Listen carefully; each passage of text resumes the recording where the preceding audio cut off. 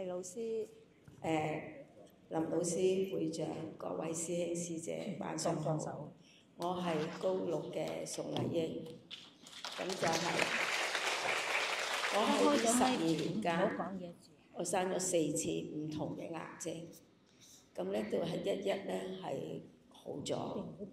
咁第一次咧就係喺14年咧就係子宮癌，跟住幾年之後就係乳癌。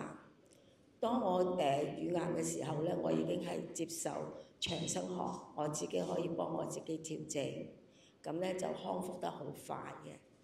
咁過多幾年之後咧，就係腸癌。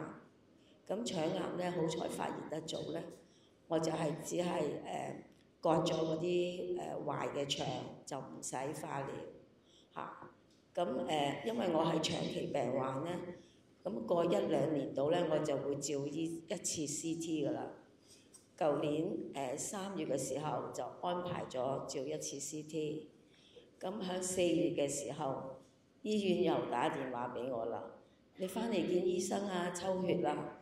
咁我心諗梗係不妙啦，咁就如期去到醫院見醫生。咁醫生咧就話俾我聽，我喺右邊嘅近住腎嘅位置咧，就有4個 cm 嘅惡性脂肪腫瘤。咁佢就解釋俾我聽咧，因為呢一種腫瘤咧係冇得化療啊，乜都冇得做嘅，只係深層嘅切除。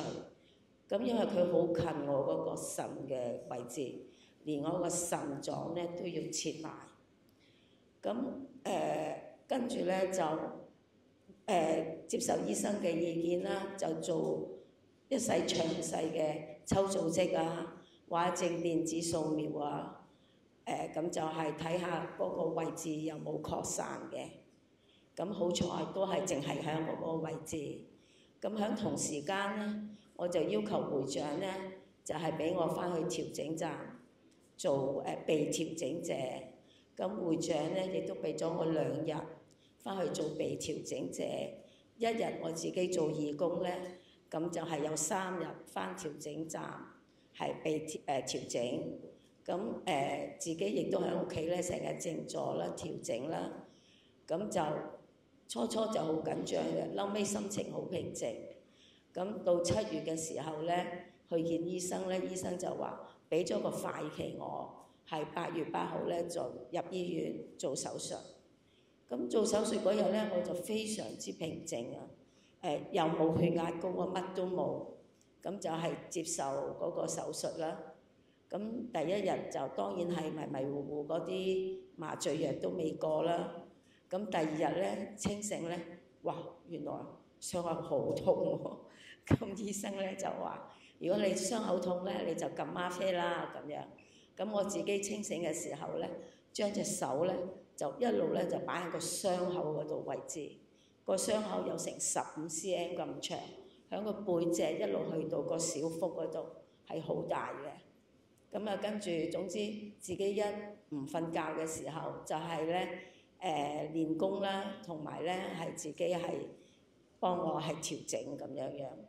咁好快咧，到第5日咧，我已經可以拆晒所有嗰啲喉管啊、嗎啡嗰啲喉管啊，咁可以起身行下添。